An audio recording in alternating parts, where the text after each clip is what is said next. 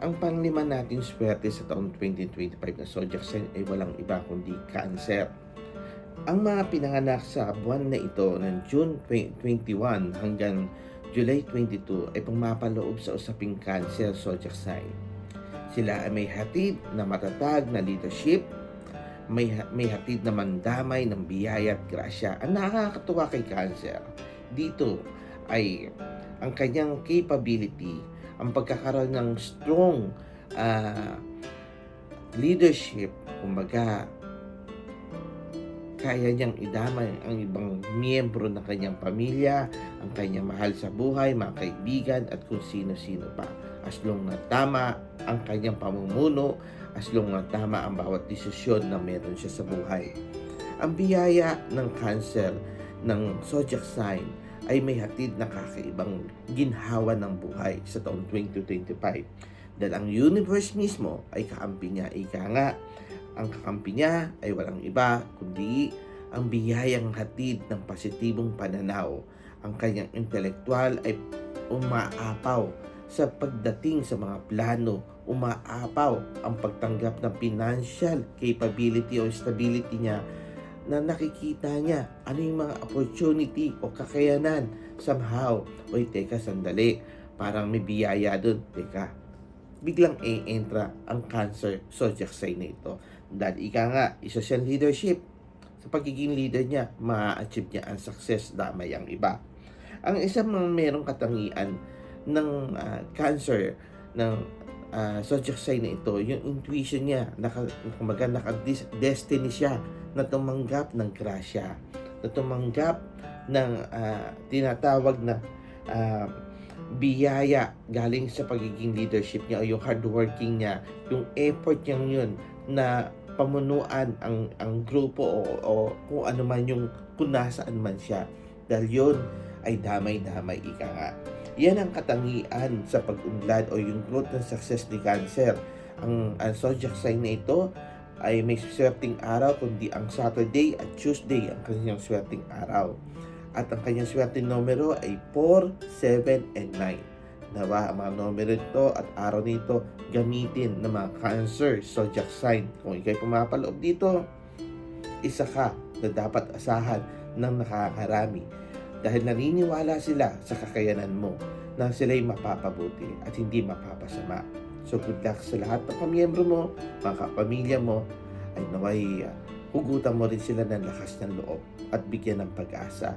Sa iyong kakayanan, maging kumbaga sharing, pagbabahagi, ayan ang key para mag-success ka sa bilang ikaw sa taong 2025.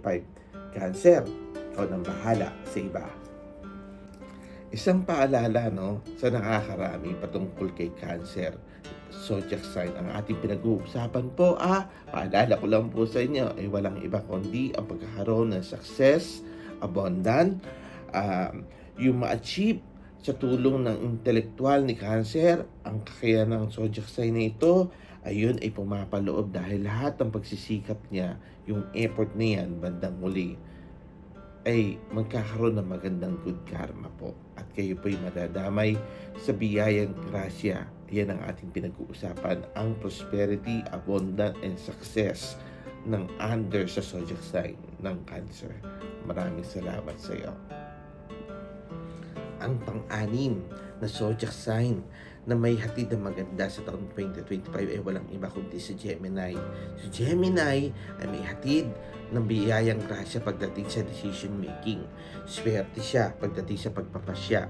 Dahil sa taon ng 2025, dito nakasalalay yung pagiging resourceful niya, yung malikhain, yung pagiging idealistic niya, at the same time yung pagiging mindful niya sa mga decision niya, sa mga ginagawa niya sa buhay.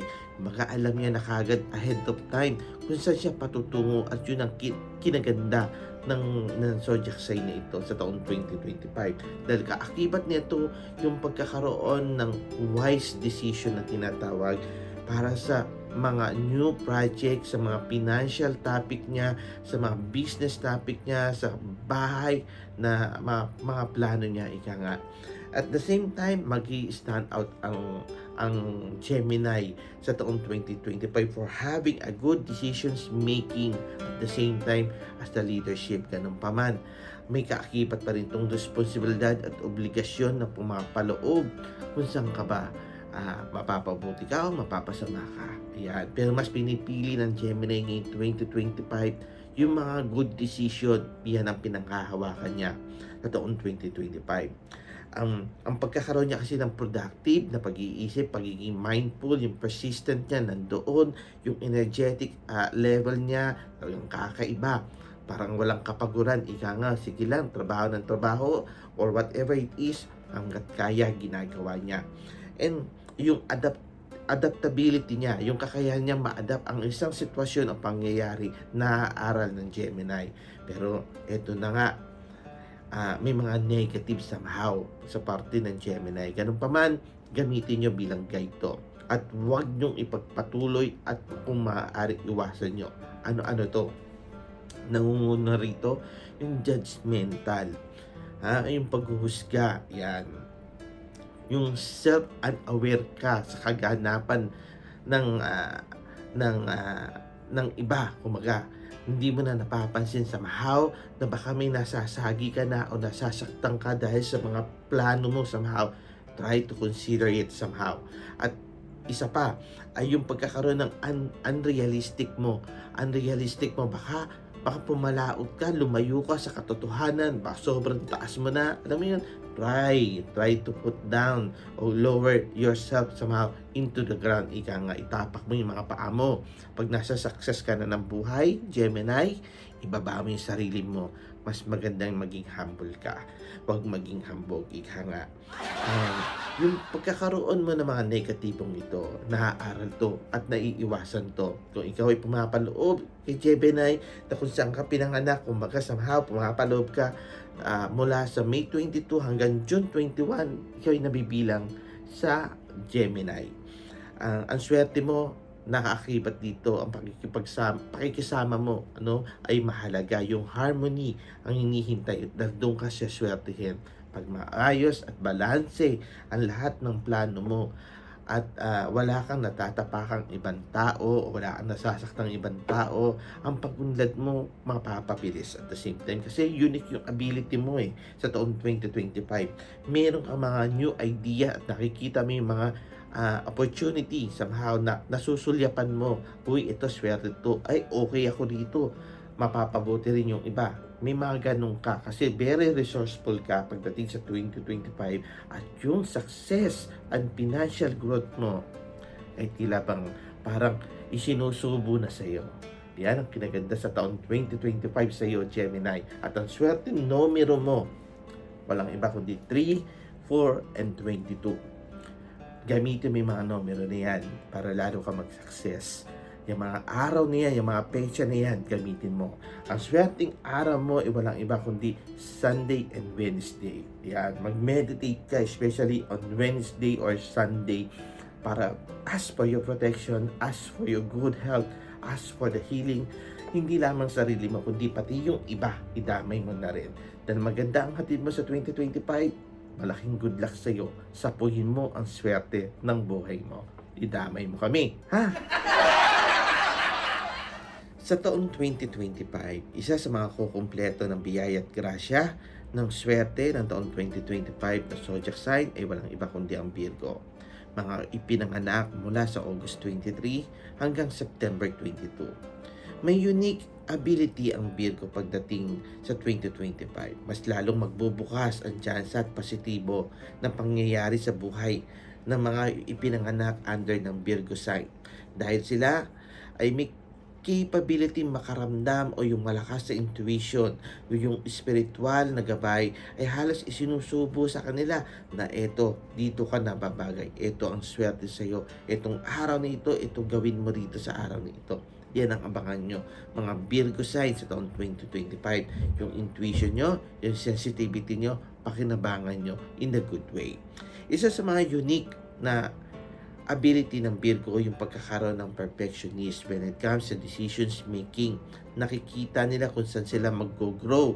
Makikita nila yung financial needs nila kung saan mas titibay yung pagkakaroon ng stability and control.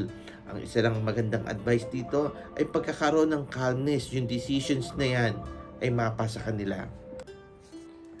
Kagaya na una kong nasabi, na sila yung mga metikuloso, sensitive, at perfectionist. Dahil sa taon 2025, sila yung mga makakatanggap ng mga rewards, new project, mga importanteng mga bagay o mga oportunidad na parating sa kanila na kailangan nilang magdesisyon kung ano ba talaga at saan sila iinam at ano yung pinaka-blessing kung saan sila masaya. Ang pagkakaingatan lamang nila dapat alam nila yung tinatawag na red flag. At isa na rito ay yung may dumating na pagkakataon sila na hindi sila handa na mag-take ng risk dahil sila ay hindi sila risk taker. Ganun pa man, pinapahayo sa kanila ng universe o ng mga guided spirit na to go out from their comfort zone. Dahil dun pa lang, kung ito'y kanilang pag-aaralan na maigi, sinasabi ng spirit guide na inaitanim nila sa kanilang isipan na do not limit yourself related lang kasi sa takot na baka kung ano, what if, what ganyan, yun ang magiging problema nila. Dahil lagi sila nasa comfort zone nila at lagi sila naninigurado at gawa ng sila'y perfectionist. Ang pagkakaroon ng good decision ang isang kasangkapan o katangian na dapat meron sila, and open their heart for new paths and journey at mag-take sila ng risk para makita nila ang mga parating na opportunity at kung saan sila mas lalong mabe-bless. Sabi nga nila, i-practice mo ang humility. And then, ang kasunod nun, ang pagbubukas ng pintuan ng biyaya ng grasya. Yung abundance, yung prosperity, bigla na lang kakatok yan kasama si good karma. Kaya ano pa hinihintay mo? Enjoyin mo ang 2025 dahil ikaw ay isang Virgo na nakalaan na tumanggap ng mga swerte at buenas na parating. Ang maswerteng araw sa iyo na nakalaan sa iyo ay ang Tuesday and Friday. Pagdating naman sa numero, ang number 4, ang number 6, ang number 8, and 24. Ang mga petsa na to at araw nito ay mahalaga dahil ito ay sasang-ayon sa iyo ang mga good vibes, lalo na kung darating ang pagkakataon para pumili ka o mag-decision ka ng mahalagang bagay sa buhay mo. So good luck sa iyo. As I said, enjoy your journey. So guys, kung ikaw ay bago sa aking YouTube channel, wini-welcome kita at paki-press na rin po ang like, subscribe, and yung notification bell po para nang sigaw na updated ka sa mga susunod pang mga video na gagawin natin kwentuhan, mga samot-saring mga kwento at aral mula kay Brober. Kaya maraming salamat po and good luck po sa inyong lahat sa darating na 2025. Bukas palad ninyong tanggapin ang klase ng itaas. Bukas palad din po ninyo ang kinin ang mga good things and good vibes. At syempre, good health po. Pagpapala ang hatid ng kwentuhan na ito mula po kay Brober. Maraming salamat po. Bye-bye!